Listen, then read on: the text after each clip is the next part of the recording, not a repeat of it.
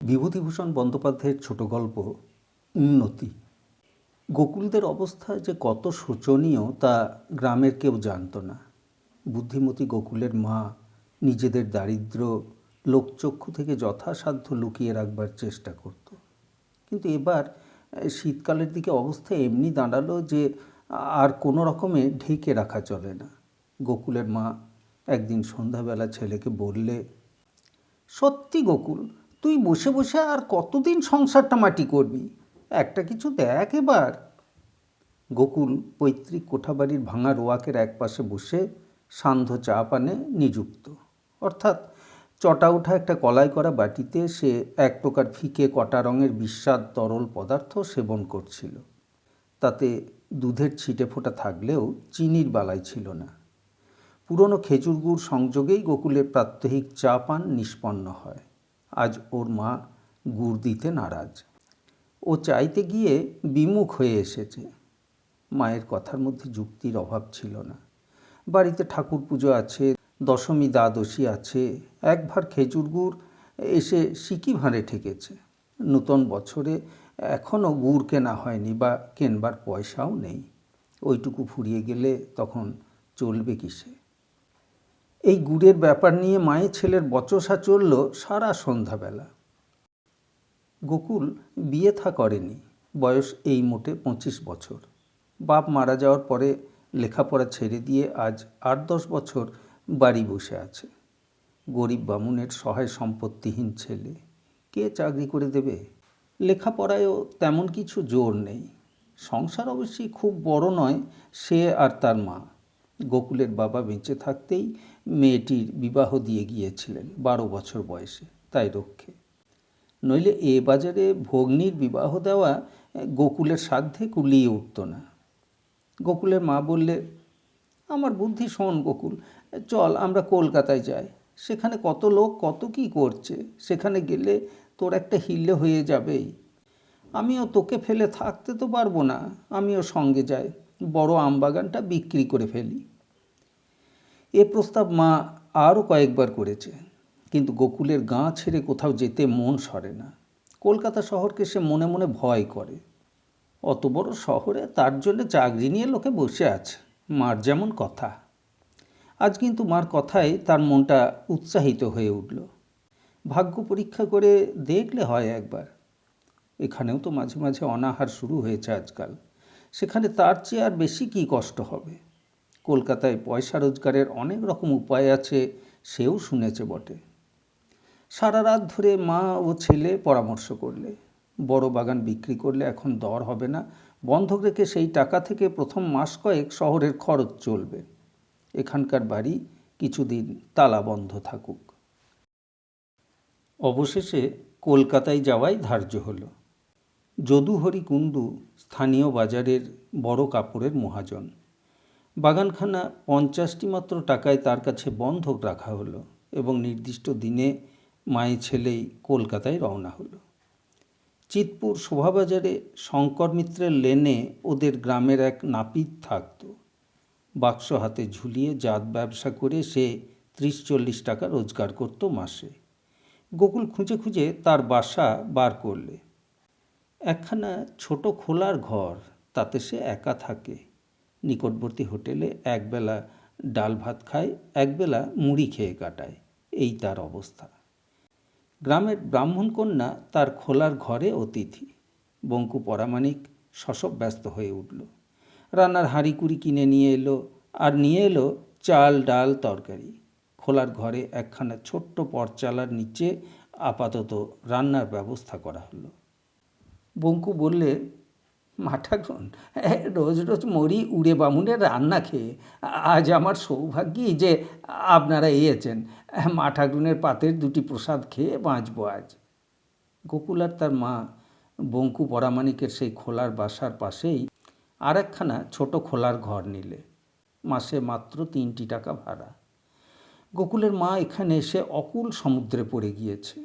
একমাত্র ভরসা বঙ্কু পরামানিক, যে কলকাতার রাস্তাঘাট চেনে। সে যদি কিছু কিনারা করে দিতে পারে এর। প্রতিদিন দুপুরে আর সন্ধ্যাবেলা নিকটেই কোথা থেকে শাঁখ, ঘণ্টা, কাঁসরের আওয়াজ আসে। একদিন গোকুলের মা জিজ্ঞেস করলে, হ্যাঁ বঙ্কু, এখানে কি কোথাও ঠাকুর বাড়ি আছে নাকি? বঙ্কু বললে, হ্যাঁ মা ঠাকুরন, পাশেই মিত্তির বাড়ি, ওরা মস্ত বড় লোক, ওদেরই তো ঠাকুর বাড়ি রয়েছে বাড়িতেই। এই রাসের সময় খুব ধুমধাম হবে। আপনি যাবেন না দেখতে? সবাই যাবে, খুব ভালো বন্দোবস্ত। রাসের দিন পাড়ার আরও 5জন মেয়ের সঙ্গে গোকুলের মা মিত্তির বাড়ি ঠাকুর দেখতে গেল। প্রকাণ্ড শ্বেতপাথরের বাঁধানো মেঝের উপর ঝকঝকে রূপোর বাসনে ভোগ, রূপোর ঘণ্টা, কড়িকাঠ থেকে বড় বড় কাঁচের পরকলাওয়ালা ঝাড়ে ইলেকট্রিক আলো ঝুলছে। ধূপধুনোর গন্ধ বেরিয়ে ঘর আমোদ করেছে, আর নানা রকম ফুলের কি চমৎকার গন্ধ। গোকুলের মা এমন ঠাকুরবাড়ি, এমন জাঁকজমক কখনো দেখেনি জীবনে। বাড়ির কর্ত্রী ঠাকুরন ঠাকুরের এক পাশে বসেছিলেন। লোকে চিনিয়ে দিলে 80 বছর হয়েছে, এখনও কি ধবধবে গায়ের রং। আরতি ও কীর্তনাদি শেষ হয়ে যাওয়ার পরে প্রসাদ বিতরণ ও ব্রাহ্মণ ভোজন। গোকুলের মা বড় থালার 1 থালা খাবার নিয়ে বাড়ি এলো। মা ও ছেলে দুজনেই খুব খুশি। এসব খাবার, ফলমূল কখনো পাড়াগাঁয়ে ওরা চোখেও দেখেনি। গোকুলের মা আরও 2-4 দিন ঠাকুরবাড়ি সন্ধ্যাবেলা কীর্তন শুনতে গেল। এ কদিন গিন্নিমা ওকে লক্ষ্য করলেন। নূতন মুখ, একে তো আগে কখনো দেখেননি ঠাকুরবাড়িতে। কাছে ডেকে বললেন, তোমার বাড়ি কোথায় গা? এসো, তোমার সঙ্গে আলাপ করি। গোকুলের মা সম্ভ্রমে সংকোচে একেবারে জড়সড় হয়ে গেল। মুখ দিয়ে ভালো কথা বেরোয় না। এত বড় বাড়ির কর্ত্রী নিজে যেচে তার সঙ্গে আলাপ করতে চাইছেন। ও সব পরিচয় দিলে। দেশে দুঃখ কষ্টে পড়ে এখানে এসেছে, কাছে খোলার বাড়িতে থাকে। ছেলেটি চাকরি বাকরির চেষ্টা করছে, কেই বা চাকরি দেবে? এখানে ও কাউকেই চেনে না। গিন্নিমা ওর সঙ্গে অনেক কথাবার্তা কইলেন। লোকটি বড় ভালো। বললেন, আমাদের ঠাকুর বাড়িতে রাত্রিরের ভোগ ব্রাহ্মণ বাড়ি দেওয়ার নিয়ম আছে। তুমি বাছা রোজ এসে আরতির পরে ভোগ নিয়ে যেও, আমার বলা রইল। কত অবাহুত অনাহুত লোক এসে খেয়ে যায়, তুমি আর তোমার ছেলে খেলে আমি খুশি হব। সেদিন থেকে গোকুলের মায়ের কপালে যা ঘটতে লাগলো, সে স্বপ্নেও তেমন সৌভাগ্য কখনো কল্পনা করেনি। মস্ত বড় 1 থালা ভর্তি লুচি, তরকারি, মিষ্টি, ফলমূল গোকুলের মায়ের বাড়ি নিয়ে যাওয়াই কষ্ট। কে কত খায়? বঙ্কু নাপিত পর্যন্ত লুচি খেয়ে আর পারে না। রোজ রাত্রে লুচি, রোজ রাত্রে একরাশ ফলমূল, বাদাম, পেস্তা, ছানা, মিষ্টি। বড়লোকের প্রতিষ্ঠিত বিগ্রহের নৈশভোগের যা কিছু উপকরণ, সকলই ওদের বাড়িতে। মাঘ মাসের দিকে ঠাকুরবাড়ির পুরাতন টহলদার মারা গেল। গিন্নিমা গোকুলের মাকে সে কাজে নিযুক্ত করলেন। মাইনে পাবে মাসে 7 টাকা, দুবেলা ভোগের প্রসাদ পাবে। সকালের ভোগটা খুব জমকালো, উপকরণও বেশি, কিন্তু 4 জন ব্রাহ্মণের মধ্যে সে ভোগটা বিলি করে দেওয়ার প্রথা অনেক দিন থেকেই প্রচলিত। গোকুলের মায়ের সুপারিশে গোকুল সেই 4 জন নিমন্ত্রিত ব্রাহ্মণের অন্যতম হয়ে দাঁড়ালো। এছাড়া পূজা পার্বণে, বড় বড় উৎসব উপলক্ষে কাপড় চোপড়ও পাওয়া যায়। ভোজন দক্ষিণা প্রণামী থেকে ওঠে। গিন্নিমা গোকুলের মাকে বড় অনুকম্পার চোখে দেখতে আরম্ভ করেছেন। এতে অন্যান্য ঝি চাকরের চোখ টাটায়। একদিন গিন্নিমা বললেন, হ্যাঁ বাছা, তোমার ছেলে লেখাপড়া জানে কত দূর? গোকুলের মা ভালো জবাব দিতে পারলে না। লেখাপড়া সম্বন্ধে তার খুব স্পষ্ট ধারণা নেই। গিন্নিমা বললেন, ওকে নিচে ম্যানেজারের কাছে একদিন দেখা করতে বলো। যদি মুহুরির কাজ টাজ করতে পারে, তবে আমি আমার ছেলেকে বলে দেবো এখন। গিন্নিমার সুপারিশে গোকুল 15 টাকা মাইনের একটা চাকরি পেয়ে গেল। ওর বাংলা হাতের লেখা খুব ভালো, গ্রামে ওর হাতের লেখার খ্যাতি ছিল। গোকুলের ইচ্ছা খোলার বাড়িটা বদলায়। মা ওর কিন্তু এতে আপত্তি করলে। বললে, বাবা, এই খোলার বাড়িই লক্ষ্মী, এ ছেড়ে কোথাও যাব না। এ থেকে আরও উন্নতি হবে দেখিস তুই। হলেও তাই। গোকুল পরের বৎসরই বিল সরকারের পদে উন্নীত হলো। এ কাজে উপরি রোজগার খুব। দেনাদারেরা কিছু কিছু ঘুষ দিয়ে নিজের বিলের ওয়াদা দেরিতে ফেরাতো। গোকুল মাসে ইচ্ছে করলে 50 টাকা অনায়াসে রোজগার করতে পারত, কিন্তু ও স্টেটের মুখের দিকে চেয়ে কোথাও ঘুষ নিত না, ফলে ওর আমলে টাকা বেশি আদায় হতে লাগলো। ম্যানেজারের নজর পড়ল ওর দিকে। সংসার সেরেস্তার নায়েবের পদ খালি হলো ইতিমধ্যে। বুড়ো নায়েব নালু মুখুজ্জের চোখের অসুখ হওয়ার দরুন সে পেনশনের দরখাস্ত করলে। এই পদে মাসে 100-150 টাকা কমিশন পাওয়া যায় বিভিন্ন মুদি খাবারওয়ালা দোকানদারের কাছে। ন্যায্যভাবে এটা পাওয়া যায়, এতে স্টেটের কোনো অনিষ্ট নেই। এ কাজে একজন বিশ্বস্ত লোকেরই দরকার বটে। ম্যানেজার একদিন ওকে ডেকে বললেন, গোকুল, সংসার সেরেস্তার নায়েবের কাজের জন্যে তুমি দরখাস্ত করেছ? ও বললে, আগে হ্যাঁ বাবু। ও দিয়েছিল কপাল ঠুকে একখানা দরখাস্ত করে। সেরেস্তার অনেকেই তো করেছে। ম্যানেজার বললেন, তুমি কি পারবে? বড্ড হুঁশিয়ারির কাজ আর বড় খাটুনি। গোকুল সাহস করে বললে, খাটুনির ভয় করি নে হুজুর, আর হুঁশিয়ারির কথা বলছেন? আপনি তো বিল আদায়ের কাজেও দেখেছেন আমায়।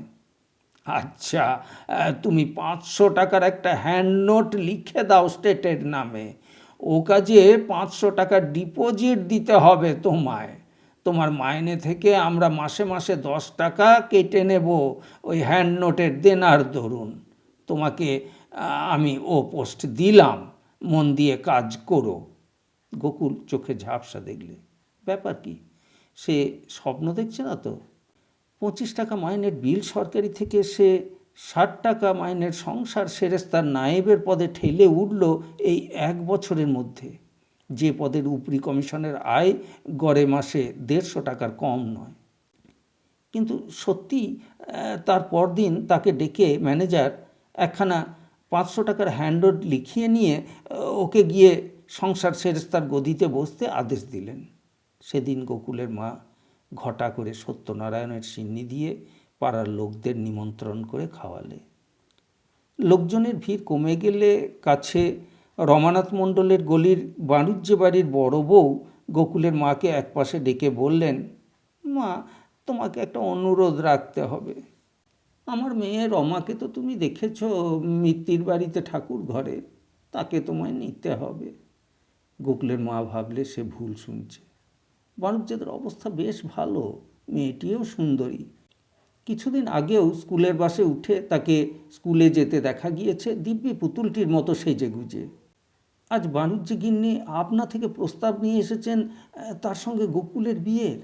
সেই মোমের পুতুলের মতো সুশ্রী মেয়েটিকে পুত্রবধূ করবার স্বপ্ন দেখতেও তো তার সাহস হয় না। বাণিজ্য গিন্নি খুব হাঁটাহাঁটি আরম্ভ করলেন। একদিন সামাজিকভাবে মেয়ে দেখাও হলো। মেয়েকে পছন্দ না করবার কোনো কারণই থাকতে পারে না। বিয়ের প্রায় সব ঠিকঠাক। বাণিজ্যের বাড়ি থেকে মেয়েরা দল বেঁধে পাত্র দেখতে এলো। পাত্র গোকুল বিয়ের ব্যাপারে মুখে কিছু না বললেও মনে মনে খুশিই ছিল। মেয়েটি সত্যিই সুশ্রী, তার উপর ভালো অবস্থাপন্ন ঘরের স্কুলে পড়া মেয়ে। পাড়াগাঁয়ের গরিব ঘরের ছেলে গোকুলের পক্ষে স্বপ্নের অতীত ওখানে বিয়ে হওয়া। গোকুল মাকে বললে, ঠিকুজিখানা তো মা এখানে নেই। বাড়ির বড় কাঁঠাল কাঠের সিন্দুকটাতে জমি জমার কাগজপত্রের সঙ্গে এক বান্ডিলে বাঁধা আছে। আমি সেটা এই শনিবারে গিয়ে রবিবার নিয়ে আসি। অনেক দিন দেশে যাওয়া হয়নি, অমনি বাড়ি ঘর দেখেও আসা হবে এখন।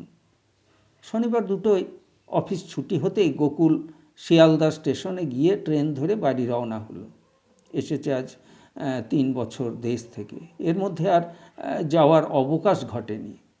সন্ধ্যার কিছু আগে নিজের গাঁয়ে ঢুকতেই হাটতলার চারিদিক থেকে লোকে ওকে ছেঁকে ধরল। আজ শনিবার, গ্রামের হাট। সব লোক আজ সেখানে জড়ো হয়েছে। শেষ হাটে জিনিসপত্র সস্তা হয় বলে অনেকেই বেলা শেষ করে তবে হাটে আসে। আরে গোকুল না, বেঁচে আছিস? আমরা ভাবলাম। এতদিন কোথায় ছিলে গোকুল বাবাজি? তোমার মা কোথায়? এই যে গোকুলদা, কোত্থেকে এতদিন পরে? সব ভালো তো? নানা অধীর আগ্রহ ভরা প্রশ্নোত্তরের আদান প্রদান। গোকুলের বেশভূষা দেখে সবাই বুঝলে ওর নিশ্চয় ভালো চাকরি হয়েছে কলকাতায়। সবাই এই 3 বছরের ইতিহাস শোনবার জন্যে ব্যস্ত। গোকুল তাদের হাত এড়িয়ে পৈতৃক বাড়ির চাবি খুললে। ঘরদোর বিশ্রী অপরিষ্কার হয়ে আছে। উঠোনে বন জঙ্গল গজিয়েছে। জানালা দরজায় উই ধরেছে। কড়িকাঠে বাদুর চামচিকের বাসা। পাশের বাড়ির ছোট ছেলেকে ডেকে একটা হ্যারিকেন লণ্ঠন চেয়ে আনলে ওদের বাড়ি থেকে। তক্তপোষটা থেকে এক রাশ চামচিকের নাদি সরিয়ে সেখানে সুটকেসটা রাখলে নামিয়ে। একটু পরে তিনকড়ি মুখুজ্জের ছেলে প্রমোদ তাকে ডাকতে এলো। প্রমোদের বাড়ি যেতে গোকুলের যথেষ্ট সংকোচ বোধ হচ্ছিল। এরই বোন বীণার সঙ্গে গোকুলের একবার বিয়ের প্রস্তাব হয়েছিল বছর 3 আগে। যে বছর ওরা কলকাতায় যায় সেই বছর। গোকুল বলেছিল চাকরি না পেয়ে সে বিয়ে করবে না। বীণার বয়স এখন 16-17, এখনও তার বিয়ে হয়নি, একথা গোকুল জানে। বীণাকে ছেলেবেলায় সে সঙ্গে করে নিয়ে কত বেরিয়েছে, কুল পেরে দিয়েছে, কত শাসন করেছে, পাঠশালার পড়া বলে দিয়েছে। বাড়ি থেকে যাবার আগে বীণা প্রায়ই ওদের বাড়িতে আসতো যেত, ওর সঙ্গে গল্প করত। কেবল বিয়ের প্রস্তাবের পরে তাকে আর বেশি দেখা যেত না। এতদিন পরে দেশে এসে বীণাদের বাড়ি যাওয়া একটা কর্তব্য বটে, বীণার সঙ্গে দেখা করাও উচিত। কিন্তু যদি বীণার মা পুরনো প্রস্তাবটি আবার পারেন, এখন তো চাকরি করছে, এখন তো কোনো ওজোর থাকবার কথা নয়। অথচ বীণাকে বিয়ে করবারও ইচ্ছে নেই। পাড়াগাঁয়ের মেয়ে, না জানে লেখাপড়া, না জানে গান, না জানে ভালো করে কথা কইতে, অবস্থাও খারাপ ওর বাপের।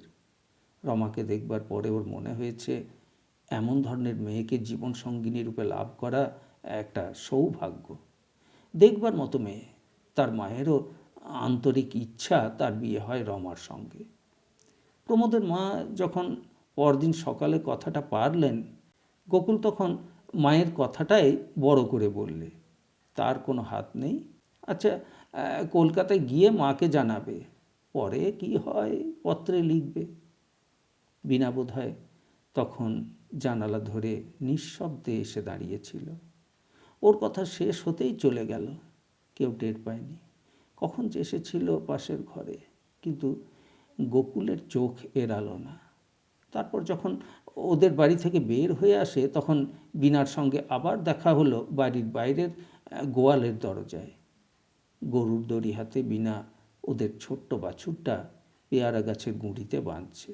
পরনে আধময়লা শাড়ি, গাছ কত কাঁচের চুড়ি হাতে, শ্যামবর্ণ মেয়ে, দেখতে এমন কিছু নয়। ওকে দেখে বীণা লজ্জায় চোখ তুলে যেন ভালো করে চাইতে পারলে না, কারণ তার আগেই বীণা শুনেছে মায়ের মুখে বিয়ের প্রস্তাবটা। গোকুল দেখলে যখন দেখা হয়ে পড়ল, তখন একটা কথাও না বলাটা ভালো দেখাবে না। বললে, বীণা ভালো আছিস? ও বেশ লম্বা হয়ে পড়েছিস যে। বীণা সলজ্জ মুখে বললে, ভালো আছি, তুমি ভালো আছো গোকুলদা? হ্যাঁ, মন্দ নয়। জ্যাঠাইমার শরীর ভালো আছে? মায়ের শরীর মন্দ না, তবে সেই বাতের ব্যথা মাঝে মাঝে। বীণা আর কিছু না বলে গোয়ালের মধ্যে ঢুকে গেল। বিকেলে ট্রেনে গোকুল কলকাতায় রওনা হলো। চমৎকার ছায়াচ্ছন্ন বিকালটা। গাড়ির জানালার ধারে বসে বাইরের দিকে চেয়ে কেবলই বীণার কথা ওর মনে আসছে দেখে ও আশ্চর্য হলো। আজ সকালে বীণার সেই দিন মূর্তি, পরনে আধময়লা শাড়ি, হাতে গাছা কত কাঁচের চুড়ি। আরও দেখে আশ্চর্য হলো, ও ভাবছে বীণার কোথায় বিয়ে হবে, কার ঘরে পড়বে অজ পাড়াগাঁয়ে। এই বয়সে গোয়াল গরু ধান সেদ্ধ ভাত রাঁধতেই জীবনটা কাটবে। যখন বাপের পয়সার জোর নেই, জীবনে কিছুই দেখবে না, শুনবে না। তার চেয়ে যদি ওকে বিয়ে করে কলকাতায় নিয়ে যাওয়া যায়, থিয়েটার, বায়োস্কোপ, লোকজন, মাঝে মাঝে দোতলা বাসে করে কালীঘাট কি দক্ষিণেশ্বর, যা কখনো বীণা দেখেনি, কি খুশিই হবে বীণা। জীবনে জীবনে কখনো ওর হয়নি। রমা কলকাতার মেয়ে, কত দেখেছে, কত শুনেছে, তাকে আর নতুন কি দেখাবে ও? কিন্তু সহানুভূতি বা দুঃখ এক জিনিস, আর তা থেকে কাজের প্রেরণা পাওয়া সম্পূর্ণ অন্য। বিশেষত স্বার্থপর যৌবন চাই যা নাগালের বাইরে, তাকে হাতে আঁকড়ে ধরতে চাই। চাই তার রূপ, চাই উন্নতি, ছোট চাই বড়কে আয়ত্ত করার আত্মপ্রসাদ। গোকুল বীণার চিন্তা মন থেকে ঝেড়ে ফেলে দিয়ে একটা সিগারেট ধরালো।